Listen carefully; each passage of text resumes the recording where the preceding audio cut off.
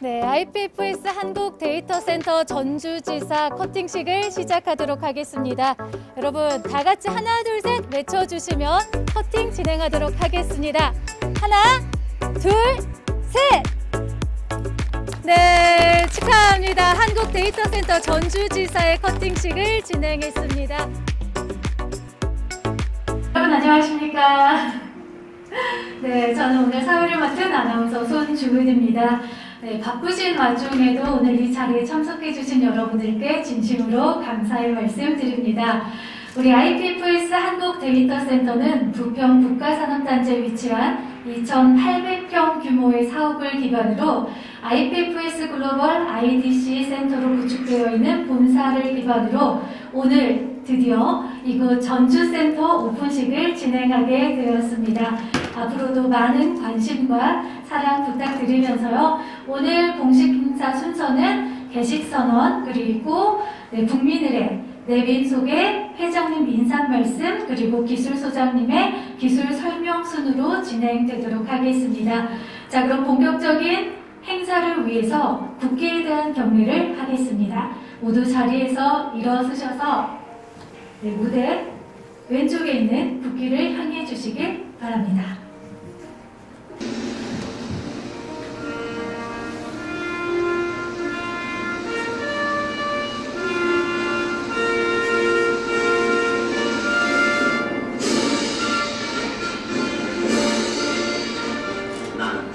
자랑스러운 태극기야. 자유롭고 정의로운 대한민국의 무한 영광을 충성을 다할 것을 굳게 다짐합니다.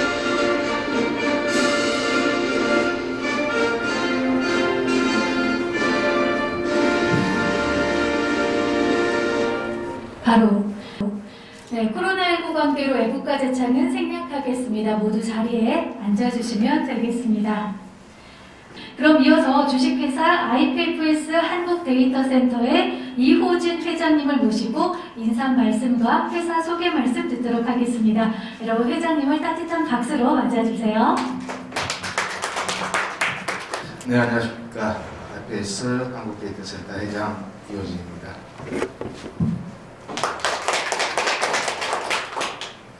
네, 오늘 이렇게 뜻깊은 저희 IPFS 한국데이터센터 전주지사 오픈에 참여해주신 우리 기빈 여러분께 다시 한번 감사의 말씀 드립니다. 네, 오늘은 좀 소규모로 저희가 오픈식보다도 어떻게 보면 저희 기술, IPFS 기술 그 부분을 좀 설명의 시간으로 저희가 좀 컨셉을 잡았습니다.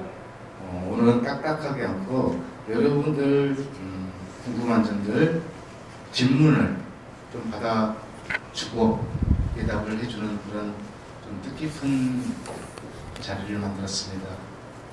먼저 저희 IPFS 한국데이터센터를 조금 설명을 해드리도록 하겠습니다.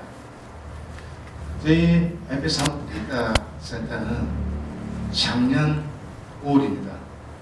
5월에 부평 2,800평 규모의 데이터센터를 구축하게 됐습니다. 아마도 여러분들 알다시피 저희 한국데이터센터를 본사 직접 방문해 보신 분도 많이 계실 겁니다.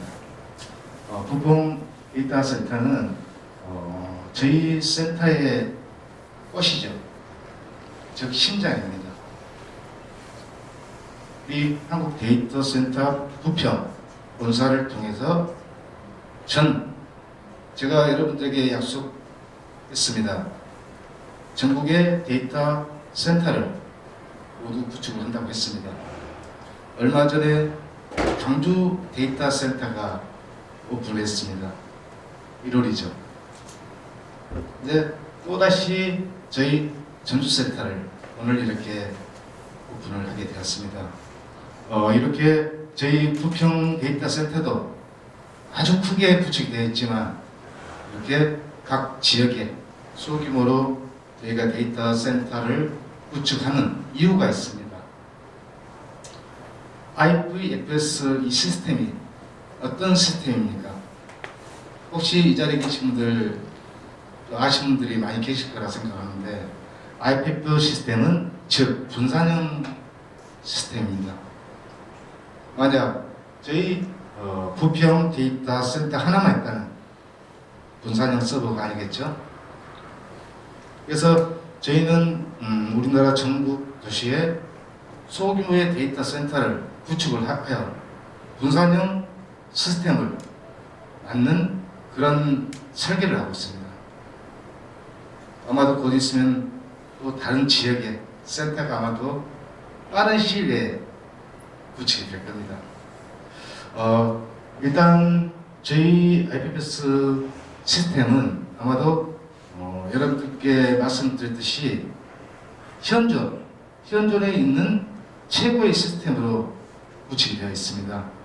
이 설명은 저희 데이터 센터를 총 관장을 해서 연구 개발을 진행을 하고 있는 우리 조정현 연구소장님께 이 마이크를 한번 넘기고 설명을 여러분들에게 직접 해드리도록 하겠습니다. 그리고 여러분들이 궁금한 점 있으면 손을 들고 질문을 해주시기 바랍니다.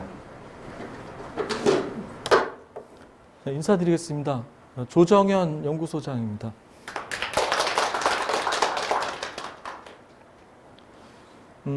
먼저 그냥 저 개인적으로 제 히스토리를 좀 소개해드리면 한 30년간 하드웨어, 소프트웨어 제품 개발하고 서버 쪽 개발했던 경험을 기반으로 우리 이호진 회장님 통해서 IPFS를 접하게 돼서 지금 연구 개발을 하고 있습니다. 오늘 이제 설명드릴 내용은 이미 여러 차례 좀 이렇게 저희가 설명을 드렸던 4차 산업 사업에 대한 설명부터 드리게 되는데요.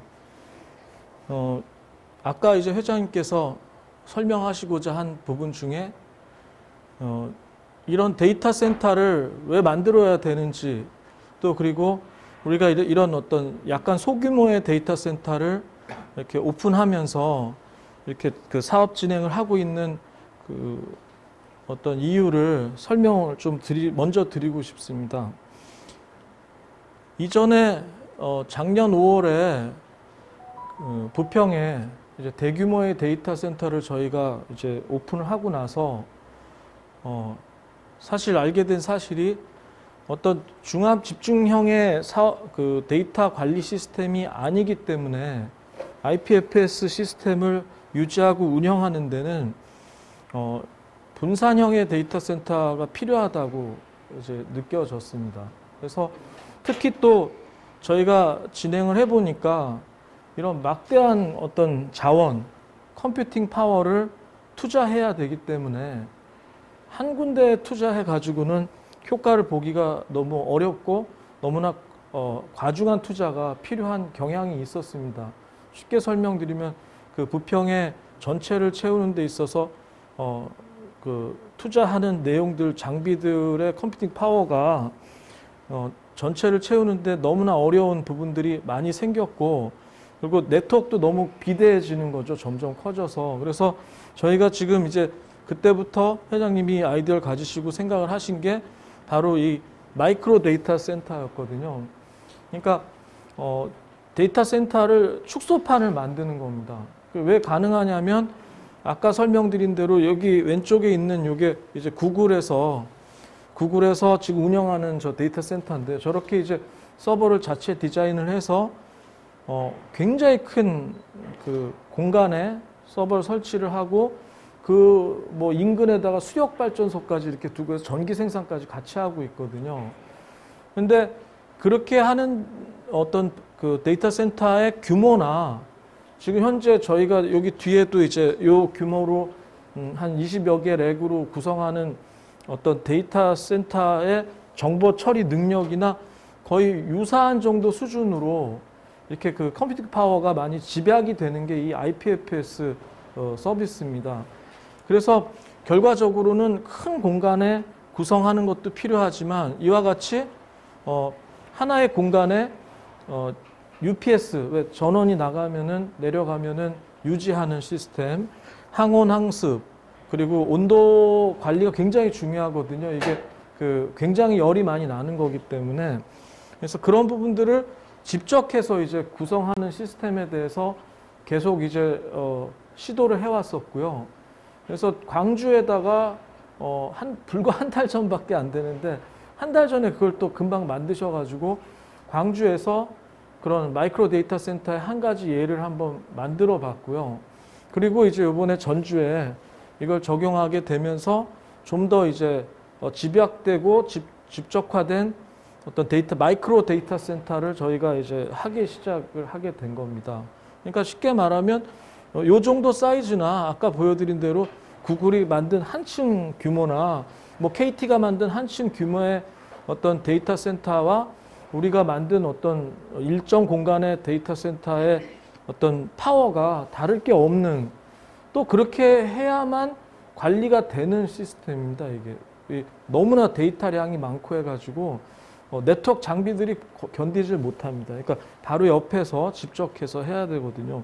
그래서 이제 지금 현재 부평센터, 전주센터, 광주센터를 구축을 하시고는요, 이 IPFS 원래 가지고 있는 이론대로 이제 자기가 데이터를 이제 고객 데이터를 자기 데이터 센터에 스토리지에 저장을 하면서 동시에 사본을 이렇게 뿌리거든요. 한 70% 이상을. 그거를 이제 받아들이면 거기도 그 보상을 받고 이제 돈을 버는 구조인데, 그걸 이제 우리 그룹을 만들어서 이제 하겠다는 그런 계획으로 지금 진행을 하고 있는 겁니다. 그래서 오늘 저는 기술 설명이야 뭐 여러 번 드렸기 때문에 좀 이미 알고 계시는 걸로 알고, 왜 이렇게 마이크로 데이터 센터들을 늘려서 서로 상호 연동하려고 하는지에 대한 설명부터 오늘 이제 드리게 됐습니다. 그리고 여기부터는 이제 기존에 하던 기술 설명과 유사한 내용인데요. 역시 이 4차 산업 비즈니스입니다. 그래서 과거에는 원재료를 가지고 많은 인력들이 많은 노력에 의해서 창출해내는 사업이라고 하면, 이 사업은 엄청나게 많은 데이터를 초고성능의 장비를 구축을 하고 저장을 해줌으로써 자체적으로 수익이 계속 발생되게 만드는 그런 사업을 4차 산업이라고 말할 수 있고, 그 핵심 사업이 이 빅데이터 사업인 거죠. 그리고 이 데이터가 너무나 많이 늘어나고 있는데 이것들을 보관하고 관리하는데 비용이 너무 많이 들기 때문에 이것이 만약에 구글이나 뭐 SK 데이터 센터가 화재가 나거나 뭐 전쟁이 나가지고 문제가 되면은 우리 인류의 그 데이터들은 다 소실이 되는 거죠. 그럴 때 유일한 대책은 IPFS로 분산 처리해서 이제 월드와이드하게 분산시켜 놨을 때만이 이후에 어떤 재난이 닥치더라도 데이터는 보존될 수 있다는 게 지금 현실이고, 그 대안으로 이제 IPFS가 나온 겁니다. 그리고 과거에 정권이나 어떤 정부에서 데이터를 선별적으로 검열하고 하는 과정, 그리고 특정 기업이나 정부가 그 데이터를 독점함으로써 그 가격을 결정하고 선별적으로 데이터들을 공급함으로써 인류를 지배하는 부분들을 원천적으로 막을 수 있죠. 이거는 중앙 한 서버에 들어가 있는 데이터가 아니기 때문에 어떻게든 막을 수가 없는 겁니다. 탈중앙화에 적합한 이제 기술이고요. 그리고 그러면 그렇게 분산해 놓으면 또 굉장히 느리지 않겠냐. 뭐 자료가 여러 군데니까. 근데 사실 훨씬 빠릅니다. 속도도. 왜냐하면 저장할 땐 물론 조금 약간 느릴 수 있습니다. 분산을 여러 군데 해야 되니까. 근데 읽어 드릴 때는 동시에 자기 자신으로부터 가장 가까운 데이터 센터 쪽에서 끌어오게 돼 있거든요. 그러다 보니까 가령 한국의 유저들은 한국 데이터 센터 걸 끌어올 수밖에 없는 거죠. 그래서 저희가 이렇게 마이크로 데이터 센터를 여러 개 해놓으면 대한민국의 그 고객들이, 유저들이 어떤 영상을 볼 때 우리 데이터 센터 걸 끌어오는 거죠. 그래서 조립을 동시에 하기 때문에 굉장히 빠릅니다. 당연히 현재 전 세계 굴치 기업들이 채택해서 사용하고 있고요. 가격은 현재 수준으로도 절반 이하의 가격으로 공급이 가능한 겁니다. 왜 그러냐면 만약에 구글이 이걸 지배하면은 부르는 게 값이겠죠. 구글이 100불 달라고 그러면 100불 줘야 되는 거죠. 그렇지만 이것은 프로토콜 랩스가 만든 마켓 시스템에 의해서 전 세계에 퍼져 있는 데이터들을 객관적으로 거래에 의해서 사기 때문에 굉장히 저렴한 가격에 제공이 가능한 겁니다. 그래서 이것을 만든 사람이 여기 그 멕시코계인데요. 후안 베넷이라는 미국인입니다. 이분이 2013년에 사실 이거를 그 아이디어를 내가지고 랩에서 개발을 했고요. 2016년에 주창을 해서 전 세계적으로 굉장히 큰 반향을 일으킨 겁니다. 그러니까 데이터를 분산하는 서버 기술, 과거에도 있었지만 자기만의 그걸 유지하고 관리하는 서버 기술을 발표를 하게 된 거죠. 그래서 이분들이 초창기에는 오픈소스로 다 공유를 전 세계적으로 공유를 하면서 하다가 2017년에 거대한 투자사들이 이제 붙어서 이 사업에 어마어마한 투자를 하기 시작했습니다. 사실 과거에 제가 유닉스, 리눅스라는 그 OS 동호회 회장도 했었는데 그때 당시에도 리눅스가 굉장히 클 수 있었지만 지원하는 데가 없으니까 공짜니까 이제 안 크는 거죠. 누가 이제 문제가 생겨도 그걸 해결해 주지 않고. 그래서 저는 제가 그동안에 기술 개발하고 한 경험으로 오픈소스는 참 좋은데 누가 돈을 얼마나 대느냐가 굉장히 중요하다고 저는 확신을 하고 있습니다. 그런데 이거에 대한 기본적인 재원부터 이분들은 마련을 한 거죠. 그래서 세계적인 투자사들, 이 세콰이어 펀드 같은 경우는 쿠팡, 마켓컬리, 배달의 민족 다 투자한 회사거든요. 투자했다 하면 무조건 성공시키는 이런 회사들이 배경을 갖고 있고요. 그리고 이것을 유지하는 데 기발한 방법을 만들어낸 게 바로 파일코인이라는 겁니다. 그러니까 과거에도 분산 처리하는 기술로 서버를 구성하고 하는 거는 아주 많이 있었거든요. 근데 문제는 이렇게 조각난 데이터를 갖고 있던 사람이 오늘 그냥 난 이제 더 안 할래 하고 빼버리면 데이터가 없어져 가지고 그야말로 오히려 더 불안한 데이터 관리 시스템이 되잖아요. 그러니 이 사람들이 끝까지 아주 그 네트워크 속도나 품질, 장비 성능 이런 것들을 유지하게 만들 방법이 뭐냐는 거죠. 그건 당연히 보상이거든요. 돈이 돼야 하는 거죠. 이거를 막대한 돈을 투자하면 돈을 많이 버니까 이걸 하는 거 아니겠습니까?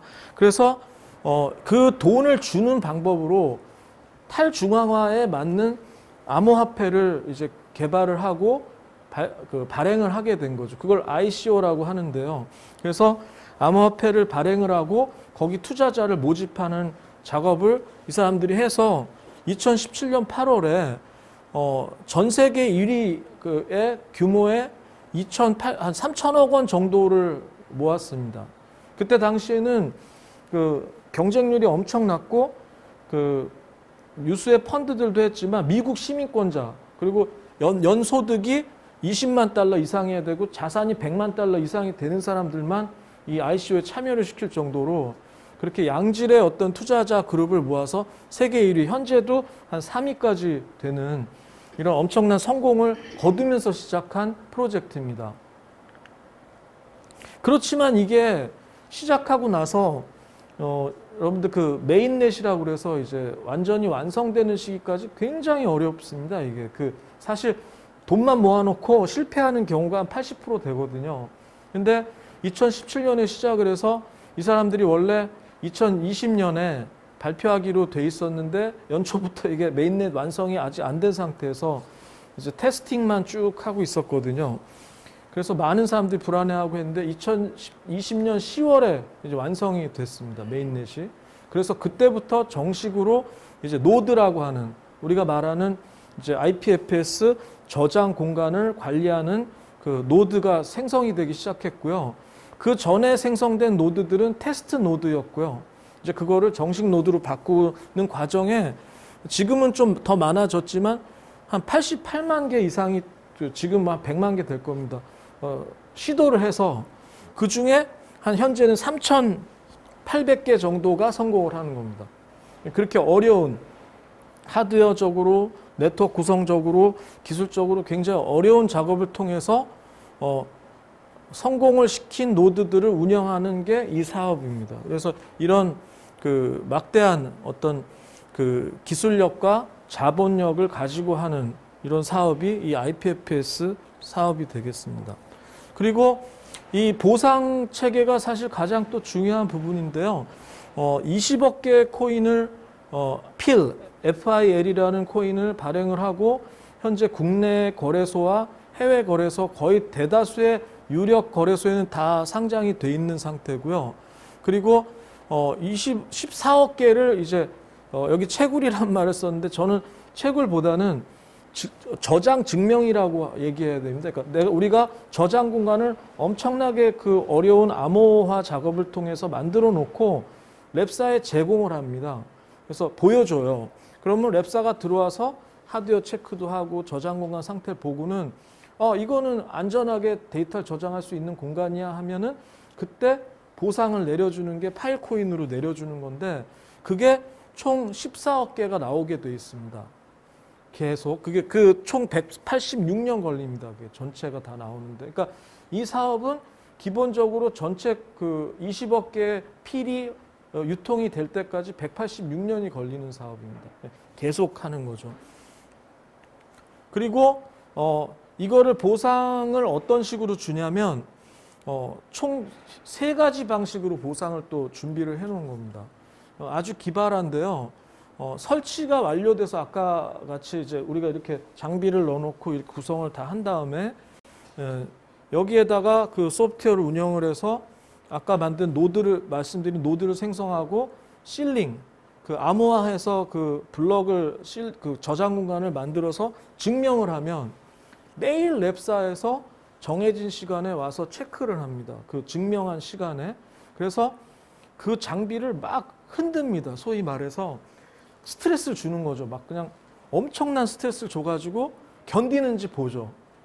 그래서 뭐 그냥 이거 하는 분들 용어로는 드드드 한다고 그래요. 그래서 그분이 오셨다. 그래서 뭐 12시에도 오시고 뭐 1시에도 오시고 그래요. 그래서 그 시간이면은 그분이 와가지고 막 장비를 흔들어서 그게 이제 건너가면은 살아남는 거죠. 살아남는다는 얘기는 저장 공간 확인해가지고 그대로 잘 있고 이러면은 이제 거기에 대한 보상을 주고, 만약에 그게 그대로 잘 있지 않고 통신이 느리거나 뭐 접속이 안 되거나 섹터가 좀 깨져 있으면 거기 미리 넣었던 파일코인 담보라고 그러죠.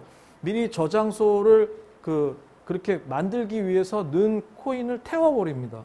소각을 시킨다는 거죠. 그래서 그 코인은 없어지는 거죠. 실제로 소각합니다. 회수하는 게 아닙니다. 그래서 이 기발하게 만든 거죠. 랩사에서, 프로토콜 랩사에서 전 세계 코인 양 중에 많은 부분은 소각에 의해서 또 조절을 하는 겁니다. 그리고 또 시장에 나온 코인들을 담보로 다시 넣고, 그래서 항상 그 유통되는 코인 수량을 줄임으로써 코인의 가격을 안 떨어뜨리는 그런 기발한 방법을 채택을 한 거죠. 막 찍어가지고 막 뿌리면 막 떨어지는 거죠. 근데 이것을 그래서 유지하는 사람들이 유지를 못하면 코인이 타버리기 때문에 너무나 무서워서 유지를 할 수밖에 없는 거죠. 저희도 뭐 우리 개발팀도 잠도 못 자고 밥도 못 먹고 드드드 하는 시간에는 정말 아무것도 못 합니다. 초기에는 더 그랬고, 지금은 이제 노하우가 많이 쌓였는데 초기에는 도대체 왜 떨어지는지 모르겠는 거죠. 이게 다 잘 돌아가는데 뭐 때문에 그런 건지. 또 지금은 그렇게 폴트 나서 이제 소각이 될 때 이제 우리가 산소호흡기로 살리죠. 막 그 문제가 된 섹터를 막 건드려 가지고 다시 살려내는 뭐 그런 기술까지 저희가 지금 많이 개발을 했고요. 그렇게 해서 블럭이 증명이 되면은 15% 정도의 그 보상을 줍니다. 그것도 엄청 커요. 그래서 사실 지금 전 세계 대다수의 이 파일코인, IPFS 사업을 하는 분들은 이 블록 보상을 받기 위해서 장비를 설치하고 계속 실링을 해나가고 있는 중이고요. 그리고 근데 이제 이 사람들이 이 빈 공간, 이 암호화된 거죠. 그 비트코인이 쓰는 SHA 프로토콜이라는 거 가지고 암호화를 하거든요. 굉장히 복잡한 수식을 걸어요. 근데 그걸 그렇게 왜 해놨냐? 거기다 안전하게 고객 데이터를 넣으려는 거죠. 그게 이제 저장 증명이라는 건데 그 저장 증명을 통해서 고객의 데이터가 이런 식으로 들어가면 여기 보시면 이제 이게 공간을 처음에 만드는 거예요. 이렇게 만들 때마다 이렇게 보상을 이렇게 주다가 실제 데이터, 고객의 데이터 들어가면은 10배 보상을 주는 거죠.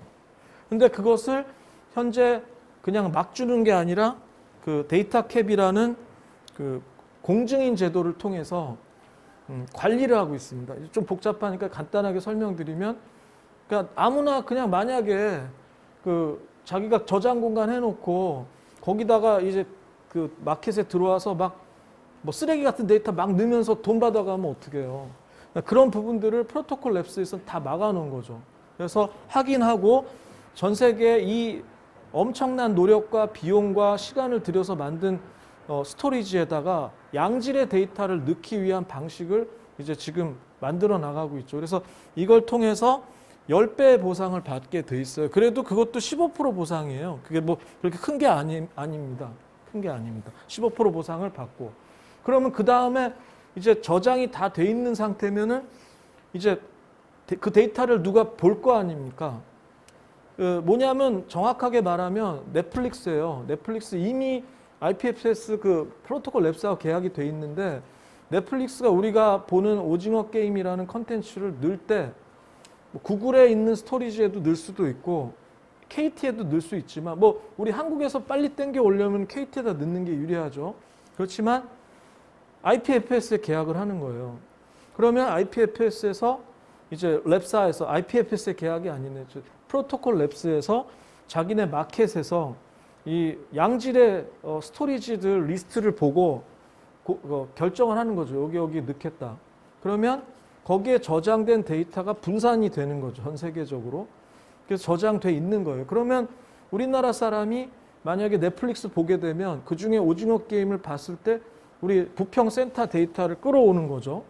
그러면 이제 그때 보상을 또 그때 주는 거예요. 이거는 그러니까 한 번으로 끝나는 게 아니라 저장 증명이야 한 번 저장시키면 10배 보상하고 끝나지만 이건 볼 때마다 보상을 받는 거죠. 그러니까 이 사업의 장점은 뭐냐면 구축하는 데 시간과 노력은 들지만 들고 나면 지속적으로 계속 할 수 있는 거죠. 이 검색 보상을 통해서 계속 보상이 나오는 이런 구조를 이분들이 만들어낸 겁니다.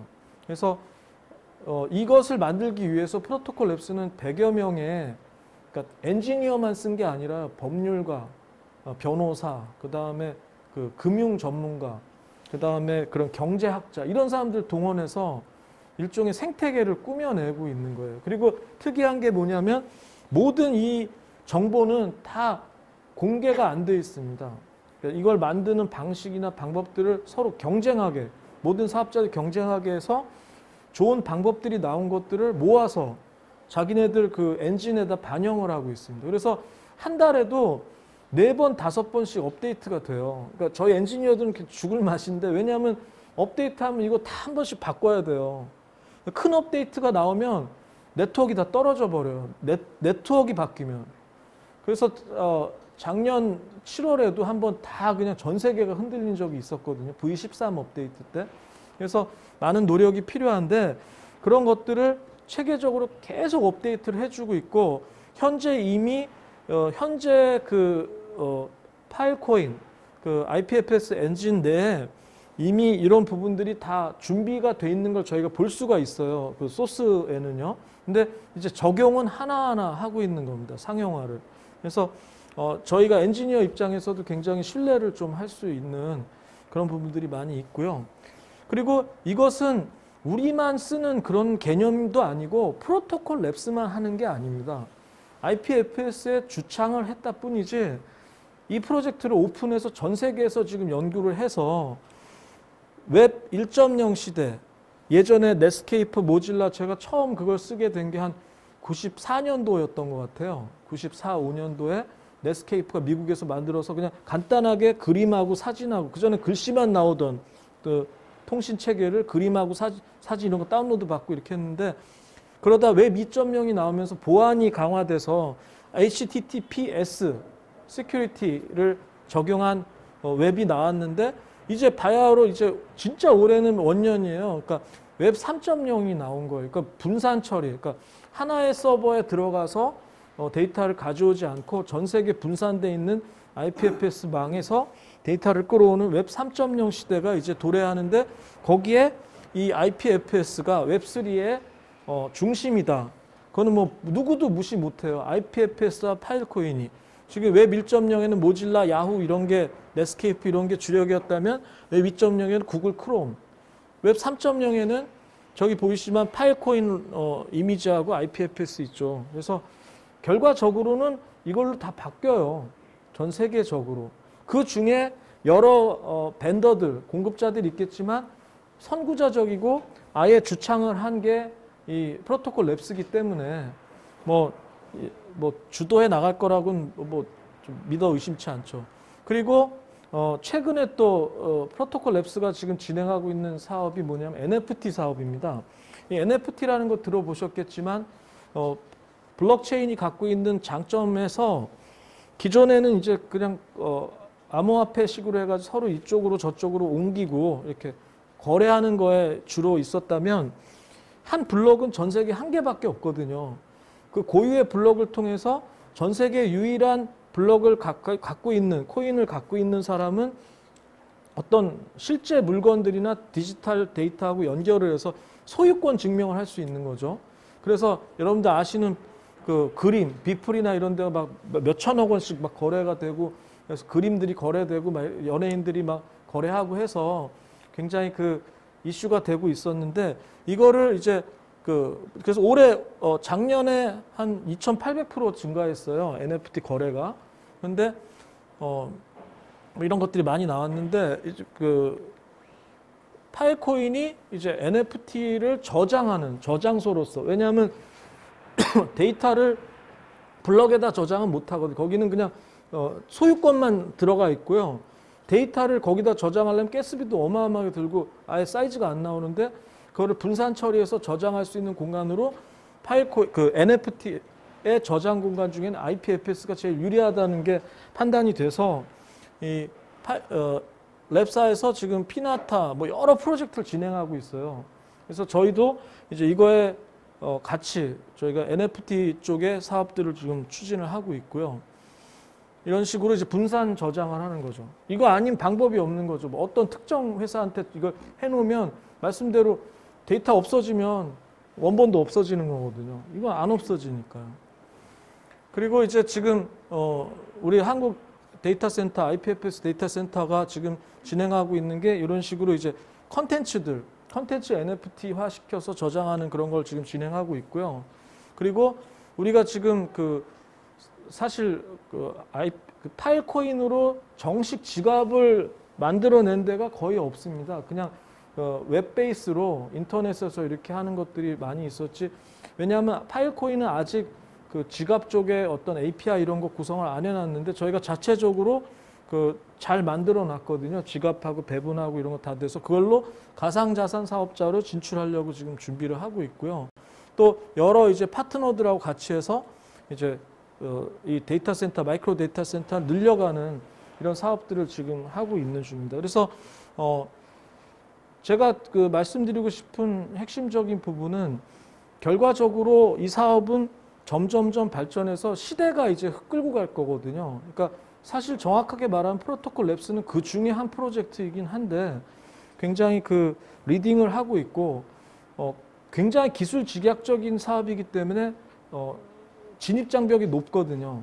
그래서 그런 값어치를 가지고 우리가 도전을 하면서 지금 현재 이제 결국에는 이렇게 센터 3개까지 만들면서 이제 안정이 돼가고 있다는 거를 느낄 때 참 보람도 있고 이제 뿌듯합니다. 그리고 또 이효진 회장님이 이제 계획하시는 어떤 방향이 기대가 많이 되고 있고요. 저희는 이제 기술 개발 더 많이 해서 결과적으로는 대한민국이 IPFS 기술 또 이 사업의 중심이 될 수 있는 그런 어떤 계기가 되는데 저희가 일조하고 싶은 게 저희 이제 생각입니다. 감사합니다. 네, 고맙습니다. 오늘 우리 소장님 잠시 앞으로 계속 모시고요. 소장님께 질문하고 싶으신 분 계시면 네, 손을 들고 질문을 해주시면 좋을 것 같습니다. 궁금하신 거 뭐 아주 기본적인 것도 제가 조금 이렇게 재밌게 한번 풀어서 설명드릴 수 있을 것 같아요. 네. 코인가 먼저 올라가요? 예? 코인가 먼저 올라가요? 그냥 제가 그거는 한번 이게 제일 민감한 얘기입니다. 사실 제 주변에도 아무한테도 그 가격 얘기는 안 해요. 그래서 좋을 게 없거든요. 근데 사실 아까 말씀드린 이 프로젝트 2017년에 시작을 했어요. 그리고 암호화폐가 이제 발행이 되고 파일코인이 발행이 되고 나서 아까 말씀드린 메인넷이 나오기 전까지가 어떻게 보면 테스트넷이었기 때문에 그때 많은 양의 코인이 발행이 돼 있어요, 그때. 근데 그게 이제 소각 비슷하게 이제 없어집니다. 그게 언제냐면은 이제 이번 달, 또 다음 달 이렇게 그게 풀려요. 왜 그러냐면 그때는 너무 많이 보상을 줬어요. 그러니까 초기다 보니까 막 어마어마하게 나왔어요. 그래서 이거는 곡수와 공급의 문제거든요. 그러니까 시장에 그 파일코인이 많이 돌면 떨어져요. 지금 왜 그러면 안 올라가냐? 비트코인은 이렇게 올라가고 있는데 파일코인은 좀 늦게 올라가잖아요. 중국에서 그 거래를 완전히 막았습니다. 지금 해외 거래까지도 다 추적해서 막았고 후오비 이런데 전부 다 계정 바이낸스에서도 중국인이라는 다 계정 다 삭제했거든요.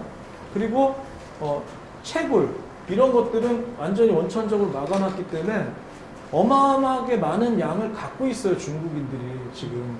그래서 전 세계 지금까지 생성된 코인의 80%는 갖고 있어요. 그렇게 많이 갖고 있어요. 그러다 보니까 그럼 그게 그 사람들이 이제 빠져나가려고 던질 거 아닙니까? 근데 이제 굉장히 급격하게 지금 전 세계적으로 그 비트코인이 빠졌잖아요. 그러니까 비트코인의 그래프를 벗어날 수는 없어요. 초기에는. 근데 비트코인이 안정되면 파일코인 훨씬 올라가거든요. 왜냐하면 이거는 자체적인 이제 생태가 있으니까. 근데 그 전까지는 그 코인 이동하고 있는 겁니다, 지금.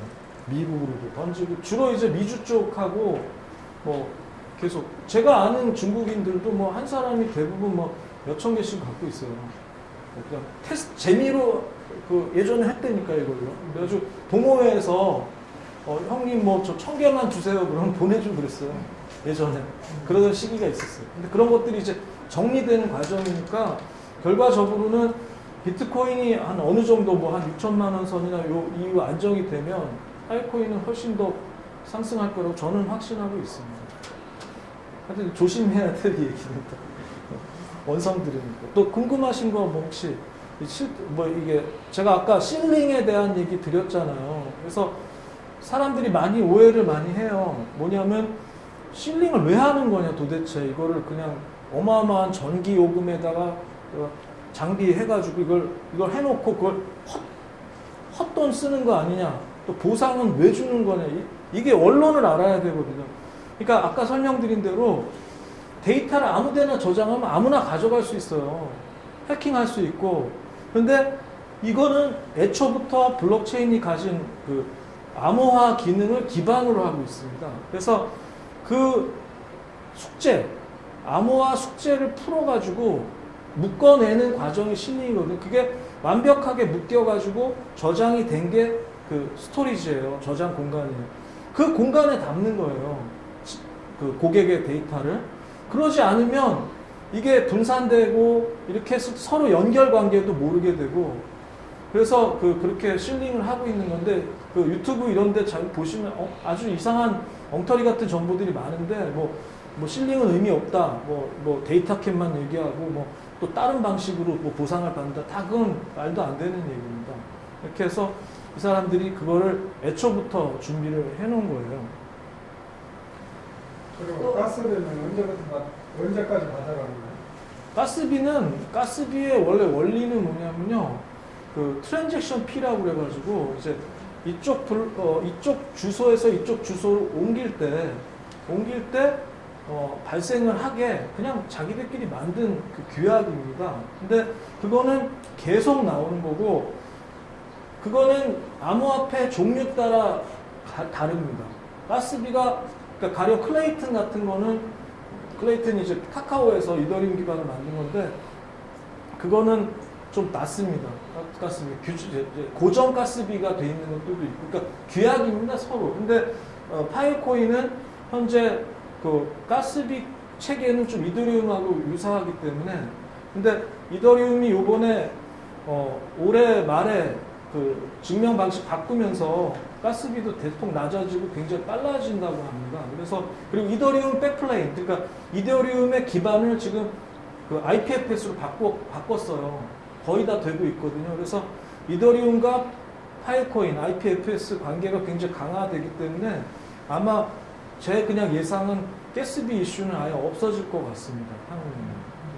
그동안은 좀 이상한 시기였죠. 뭐 이게 뭐 자동차 몰고 다니는 것도 아닌데 기름 걱정해야 되고 그러니까. 뭐 한가는 유튜브 들으니까 이더리움 가스비 때문에 저도 없어질 거라고.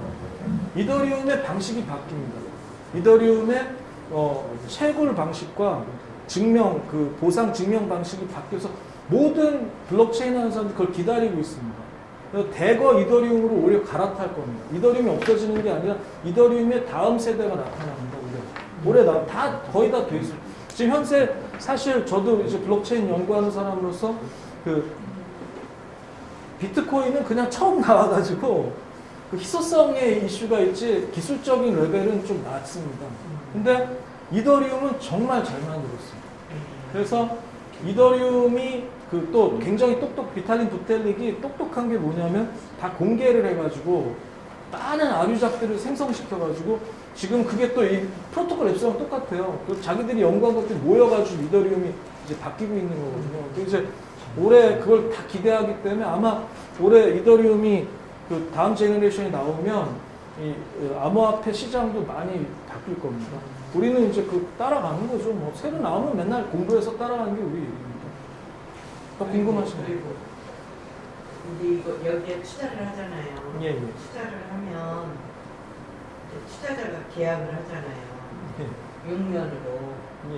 그러면 내가 6년에 만료를 안 하고 계속 지속하고 싶다면 그냥 가는 거예요? 그 제가 사실 영업적이나 사업적인 건 제가 말씀 못 드리는데 기술적으로 말씀드리면 이게 되게 재밌습니다. 이 랩사의 어떤 정책이 그 기술적인 오픈해서 말씀드릴게요.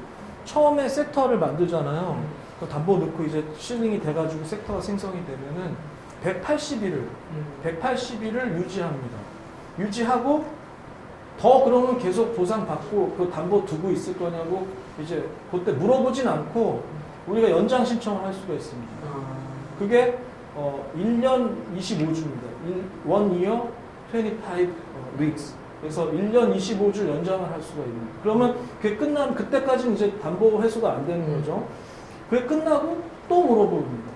또 할 수 있습니다. 그러니까 이건 연장 계속해서 아까 설명 180년이면 하려면 하는 거죠. 계속 계속 하는 연장하면 거죠. 예, 연장하면 계속 하는 거고 회수 시점을 잡기 위해서 그러니까 이 사람들이 아마 180일 그러니까 해보고 좀 아니다 싶어서 빼는 사람은 180일 안에 결정을 하는 그런 구조로 만든 것 같습니다. 근데 사실 이거는 기술적인 얘기일 뿐이고 영업 정책이나 이런 거는 회사마다 다르고 정하는 거니까 그건 이제 회장님이 정하시는 대로 가야죠.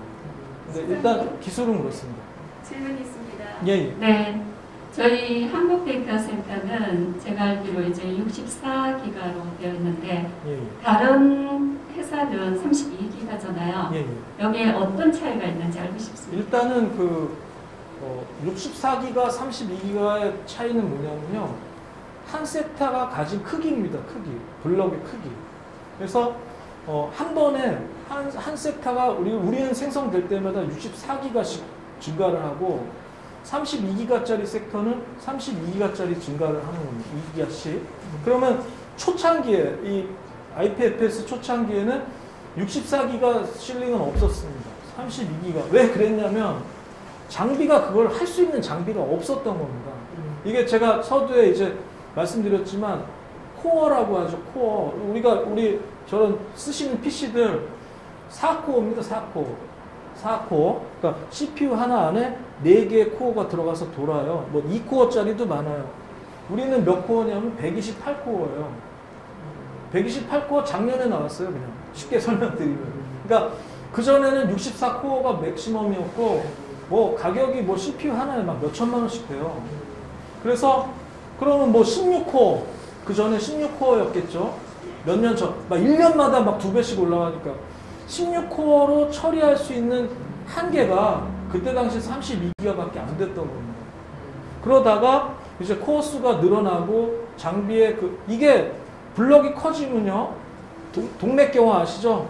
네트워크도 커져야 돼요. 이게 저희도 처음에는 이 세상에 나와 있는 이런 광 케이블로 해서 그 네트워킹 하는 것들이 한계가 있거든요. 우리 집에 뭐 기가비트 네트워크라고 그러죠. 기가비트요. 우리는 다 기본이 10기가씩 구성이 되어 있고요. 기계와 기계끼리는 40기가씩 들어가 있습니다. 그래도 모자라요. 이게 64가 크니까 덩어리가. 그래서 덩어리가 크려면 장비도 강력해야 되고 이 회선도 강력해야 되고 관리도 어렵습니다. 이게 너무 이제 데이터가 크니까 하드하기 때문에 이제 하령 긴급 상황이 나와서 안에 섹터를 옮겨야 되면 카피하는데도 32기가짜리 옮기면 한 3시간 걸리면 이건 6시간 걸려버리고 그러는 거예요. 그래서 결과적으로 64기가가 핸들링하기는 어려워요. 근데 제가 이제 나머진 기술적인 세부 내용이라서 공개는 못 해드리는데 어찌됐건 32기가라고 그래서 뭐 기술력이 없다 이렇게 얘기할 수는 없어요. 그거는 이제 우리도 32기가 섹터도 할 수는 있는데 그러니까 약간 좀 가벼워서 가벼운 게 빨리빨리 돌면 좀 많이 나오겠죠. 그러니까 무거운 게 조금 천천히 돌면 또 덜 나오고 그럴 수도 있는 거예요. 그런데 굉장히 강력한 게 무거운 거 돌리면 훨씬 많이 나오는 거 아니에요. 그러니까 우리는 그 길을 선택한 거죠. 무거운 거를 강력한 시스템으로 많이 뽑자. 그래서 그렇게 해서 지금 저희는 그냥 다 우린 64기가 하기로 회장님이랑 결정을 했습니다. 30기가는 안 해요. 네, 그리고 한 가지만 더 여쭤보고 예. 싶습니다. 네. 저희들 이제 저장과 검색을 기다리고 있는데요. 예. 저장 검색은 그 진행이 어떻게 되고 있는지. 예, 아까 잠깐 설명드린 대로 저희가 이제 그 프로토콜 랩스가 계속 업데이트를 해주고 있거든요. 그 메인 엔진을. 그러면 우리는 어떤 방식으로 하냐면 그 랩사의 사이트에 들어가서 다운을 받습니다. 쉽게 설명드리면. 그래서 그거를 컴파일해서 우리 시스템 적용을 해서 테스트를 해봅니다. 다 테스트를 해가지고 이게 도는지 또 설정 방식도 달라지고 막 하거든요. 그러면 그 안에 그 소스가 보입니다. 소스가 보이는데 그 안에 이미 작년 초부터가 그 저장 검색에 대한 부분하고 마켓, D라는 거요. 파는 거하고 검색 부분이 있었습니다. 그 전부터. 그래서 이미 그게 이제 적용이 되고 있었고요. 그런데 상용화는 지금 아까 잠깐 설명드린 대로 파일코인 플러스라는 데에서 데이터 캡이라는 거를 이제 나눠주면서 공증인이라는 관리자가 조금씩 이제 지금 테스트를 해보고 있는 상태입니다. 그래서 작년 11월, 10월까지만 해도 조금씩 줬습니다. 우리가 그래서 그거를 받아내는 과정은 그 공증인한테 나는 이렇게 쓸 거예요 라고 하고 제출을 하는 거거든요. 그 제출하면 공증인이 수락을 해주는 겁니다. 그래서 수락을 해서 그럼 당신한테는 뭐 100기가 주겠다. 많이 안 줍니다. 그때 그 공증인이 먼저 봤거든요. 랩사에. 공증인이라는 건 뭐냐? 랩사가 세우는 사람들이에요.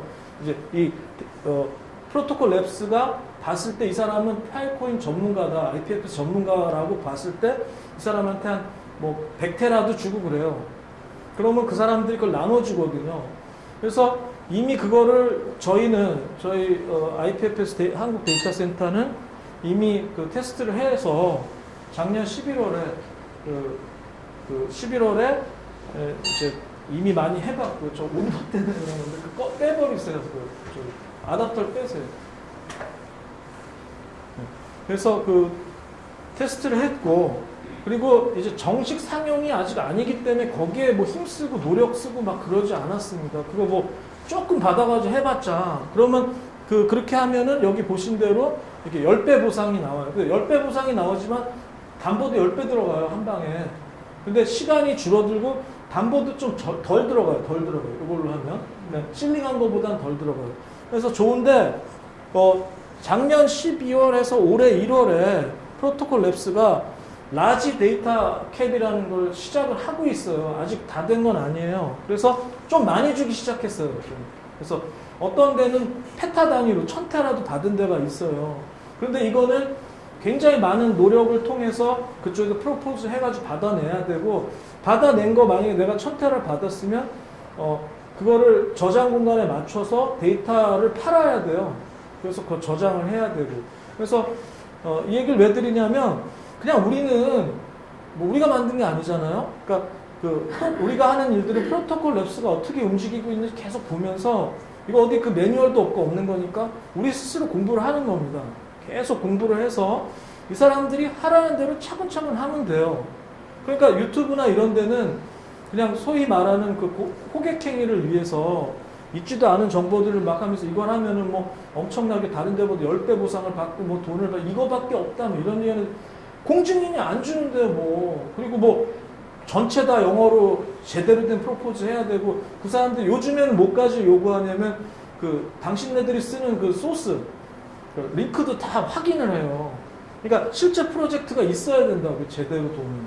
그러니까 차근차근 준비해서 시작할 때 많이 받아서 이제 나가야 되는 거예요. 그래서 저희는 그걸 준비하고 있고 그냥 랩사가 상용화 될 때 또 우리도 따라가 상용화 할 거예요. 근데 상용화하는 시점은 분명히 올해는 할 겁니다. 왜냐하면 이미 그 업데이트에 다 돼 있는 걸 봤고 그리고 검색은 그 테스트용 사이트에서 검색을 해봤는데 되게 느렸어요. 그런데 바로 얼마 전에 그 업데이트한 내용에 보니까 100배 빨라졌어요. 기존보다. 그러니까 엄청나게 지금 연구를 하고 있는 거예요, 이 사람들이. 그래서 100배 빠른 검색이 지금 나왔고요. 상용화가 될 때는 아마 더 빠르고 더 쉬운 검색 엔진들이 나올 거예요. 그러니까 여기도 메인넷 나오기 전에 테스트넷 2018년, 19년에 무수한 프로젝트가 이미 그때 있었다 다 사장된 게 시험적으로 해본 거예요. 뭐 그래픽 해가지고 멋있게 막 그 그래픽 멋있게 이렇게 된다고 돌아가는 게 아니에요. 그 1% 부족하면 시스템이라는 건 유지도 안 되고 운영도 안 되는 겁니다. 근데 대부분 엔지니어 아닌 사람들이 그냥 되는 것처럼 보이고 뭐 이것들을 바로 적용해가지고 돈을 벌 수 있는 거 자꾸 얘기를 하니까 그런데 제가 말씀드린 대로 경제학자, 뭐 생태 구성하는 사람들, 법률가 이런 사람들이 다 기술 이전에 그걸 연구를 해놨어요. 그래서 그 로드맵에 맞춰서 가고 있는 과정이라는 거를 우리가 인지하고 우리는 뭐 따라가고 있는 거라고 보셔야 됩니다. 올해 하여튼 저장은 확실히 지금 보이고요. 검색은 아마 그게 더 속도 빨라지고 하면 갑자기 튀어나올 수도 있고요. 근데 데이터를 아직 조심해서 담는 거예요. 아까 말씀드린 대로 막 뭐 소위 말하는 무슨 포르노 같은 거 그냥 막 담아놓으면 그거 완전 엉망되는 거 아니에요? 이렇게 어렵게 만든 그 스토리지를 그냥 그런 쓰레기로 하면 안 되잖아요. 그래서 지금 그런 공증인을 세우고 막 복잡한 과정을 얘네가 만들어 놓는 거예요. 건전한 걸 네, 그렇죠. 그래서 용도에 맞게 이 취지에 맞게 계속 쓸 수 있게 관리를 해 나가는 거죠. 전 세계 수십 명을 세워가지고 아무거나 담지 마라. 예, 그렇게 하고 있는 거예요. 돈 준다고 아무거나 담으면 예. 그런 식으로 이제 이 생태계를 만들어 나가고 있는 거예요. 그러니까 결론적으로는 시간이 걸릴 건데 뭐 이 로드맵에 이미 보셨지 186년이에요. 186년을 계획하고 만든 사람들이니까 그렇게 아시면 됩니다. 세상을 다르게 이렇게 한번 끌고 가보겠다 하는 바꾸는 작업이에요. 그런 거네. 네, 그러니까 웹3라는 게 웹2에서 웹3 되는 거니까 이 다음 세대를 위한 기술입니다. 이건. 그러니까 우리가 컴퓨터가 나오게 된 것이 우리 사람답지 못하고 거짓말만 하고 믿을 곳이 없잖아요. 그래서 기계를 개발해서 숫자를 입력시켜가지고 이제 그 숫자를 믿게 만들잖아요. 예. 그러는데 그동안 이 성숙되지 않은 그 생각을 가지고 사람들을 오염시키게 만든 데이터들은 여기다 넣지 말아라. 예, 그런 다른 것들은- 것만 넣어라. 이런 취지가 아닌가 싶은 생각. 예, 그 회장님 말씀대로 이제 그런 어떤 저는 이제 한 30년 이제 컴퓨터만 개발하고 만지다 보니까 컴퓨터만 놔둬도 시스템은 안 됩니다. 해외에는 꼭 그 여러분들 아시는 뭐 엄청난 몇 억짜리 되는 소프트웨어가 가잖아요. 그럼 그 중에 한 4, 5천만 원은 인건비입니다. 그러니까 사람이 같이 딸려갑니다. 교육해주고 관리해주고. 그러니까 저는 제가 그동안에 만들어가는 모든 시스템들을 보면 시스템이 나가고 옆에 사람이 같이 그걸 관리해줘야만이 안전하게 이제 되는데 프로토콜 랩스도 그런 개념이 아닌가 생각합니다. 그래서 이게 워낙에 큰 작업이고 세대를 바꾸는 작업이니까 그런 공중인을 세우고 관리를 해나가면서 좀 하고 있는 거라고 봅니다. 네, 저는 이거를 접하면서 하늘이 원하는 시스템이구나 이런 생각을 하게 결국은 됐어요. 이대로 바뀝니다. 네, 이제 사람은 신뢰할 수가 없다. 네, 이거는 자연 발생적으로 만들어지는 겁니다. 어떻게 보면 그 암호화폐라는 것도 정부가 주도하는 금융 이거에 대한 반감에서 시작된 거거든요. 탈중앙화. 이것도 세대가 만들어낸 겁니다. 정보를 독점하지 말고 분산하자는 거거든요. 네, 그런 취지에 맞춰서 발전될 겁니다. 우리 대한민국을 위해서 예, 맞습니다. 우리 대한민국 국민들이 모범이 돼야지 세계인 앞에. 예, 맞습니다. 알겠습니다. 또 뭐 다른 거 궁금하신 거 있으신가요? 그럼 뭐 이상으로 이제 마치겠습니다. 감사합니다.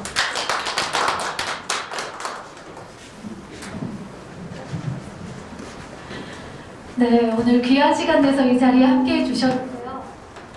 네, 어떻게 좀 궁금한 점도 해결이 되시고 좀 즐거운 시간 되셨나요? 네, 고맙습니다. 네, 앞으로 우리 주식회사 IPFS 한국데이터센터 많이 관심 가져주시고 또 우리 전주지사 축하해 주시기 위해서 진심 오신 여러분들께 감사의 말씀 드리면서 오늘 이 시간 마치도록 하겠습니다. 함께 해주신 여러분 고맙습니다.